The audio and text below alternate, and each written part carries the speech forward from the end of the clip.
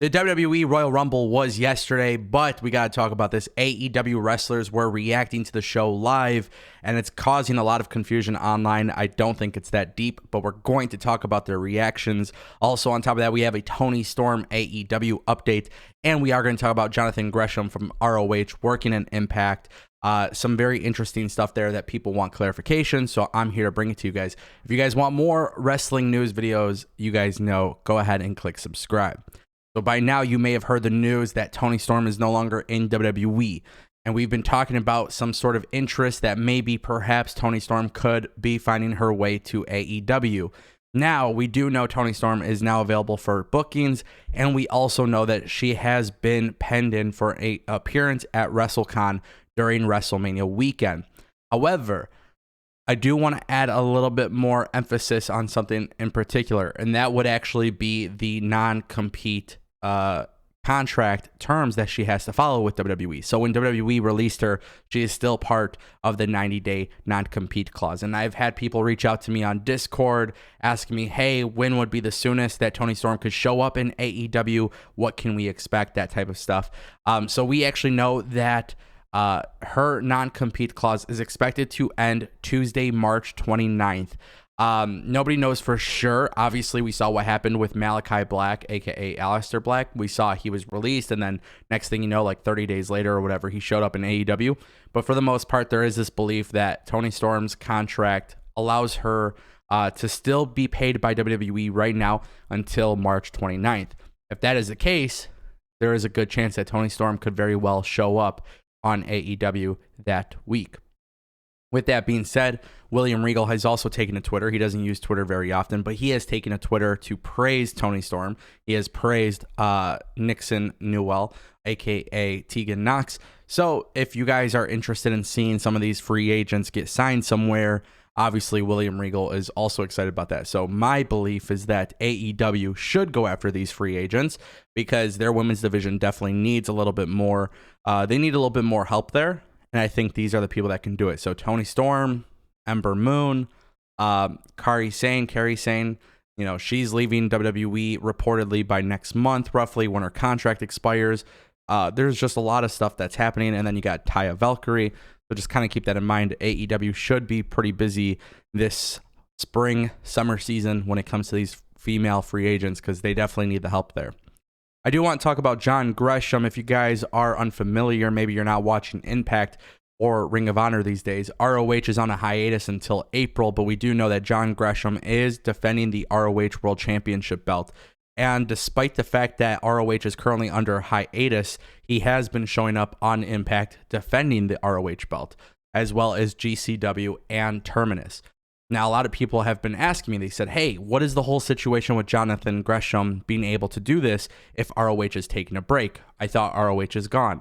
Well, for one, ROH is not gone. And for two, thankfully, Sean Ross Sapp and Fightful had dropped a really cool article about this. So Jonathan Gresham's wife, obviously we all know, Jordynne Grace, is signed with Impact. So clearly she's helped, in my belief, in my opinion, she's probably helped navigate this door, this bridge between Impact and ROH, and then obviously bringing in Gresham. However, Gresham is actually not signed to Impact. He's actually with Impact on a per appearance deal, which is totally cool. And a lot of people on both sides are expected to be really happy about this. However, when it comes to ROH and that belt being defended on Impact or Terminus or GCW, this actually has to go through an approval process by ROH. So for those who are wondering, yes, there is somewhat of a forbidden door.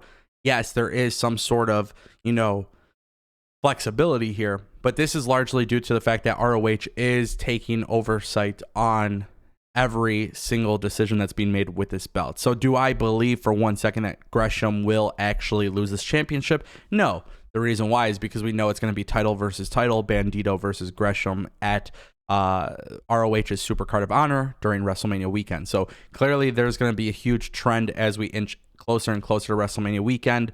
That weekend is going to have a ton of big events, a ton of big matches. GCW is announcing stuff. WrestleCon has been announcing stuff. Obviously, Toni Storm, Bray Wyatt's going to be there and whatnot. But now for the most part, I think it's fair to say that Gresham is not dropping that title because ROH is going to want to put on that match, and they've already announced that match. So just kind of keep that in mind.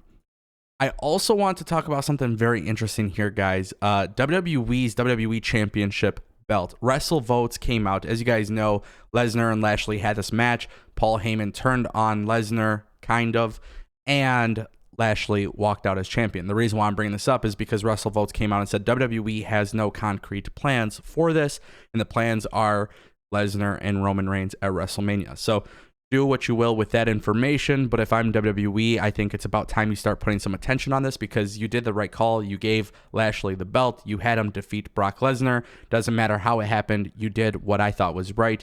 But if you don't have plans for the WWE Championship, there's a lot of upcoming guys that you can put in there. It wouldn't be a bad idea to try to make a new star while you're doing the Lesnar and Roman Reigns storyline. So just kind of keep that in mind.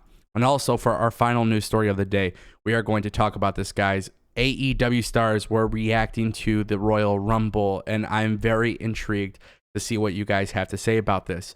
So there was a variety of talent live tweeting. Sean Spears had tweeted during the show. Sean Spears, Sean Dean, you got Amanda Huber, you got tons of people within AEW tweeting about the Royal Rumble, live tweeting about it. And I see a lot of wrestling fans in general, they're angered by this, they're upset by this, and I just can't seem to understand why. I understand that AEW wrestlers have taken shots at WWE on television. I understand that AEW publicly has taken shots at WWE, but I also don't understand this tribalism that exists within wrestling. And that's really the main point of this conversation. When you got Sean Dean going on Twitter, live tweeting every single match, live tweeting the Royal Rumble, live tweeting Sasha Banks, live tweeting all of these things that are happening throughout the night, yes, I understand that argument that AEW should not be promoting their competition. But also at the same time, too, I don't think it's that deep. I think we've gotten to a point where wrestlers are fans of wrestling. And this whole tribalism that exists between wrestling fans, like one can't watch the other, I don't really understand that. I don't understand how that's even like remotely a thing, but it is. And for some reason, people are actually angered by this. There's like people who are outraged that talent from AEW would even be tweeting about the Royal Rumble.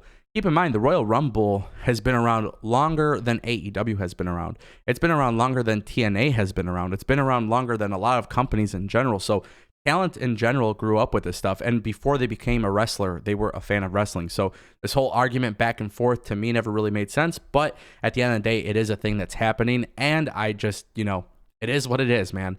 For the most part, it seemed like everybody was pretty happy with the Royal Rumble, but then again, too, I think a fan's perspective and a wrestler's perspective is two totally different things. I think a wrestler just, they're happy to see their friends do well and have cool spots and stuff like that, and I think wrestling fans are more angered by what didn't happen versus what actually happened. So it is what it is. All in all, I enjoyed it, but I enjoy all types of wrestling stuff, so it is what it is. My name is Ango. Thank you guys so much for watching, and I will see you guys next time. Peace.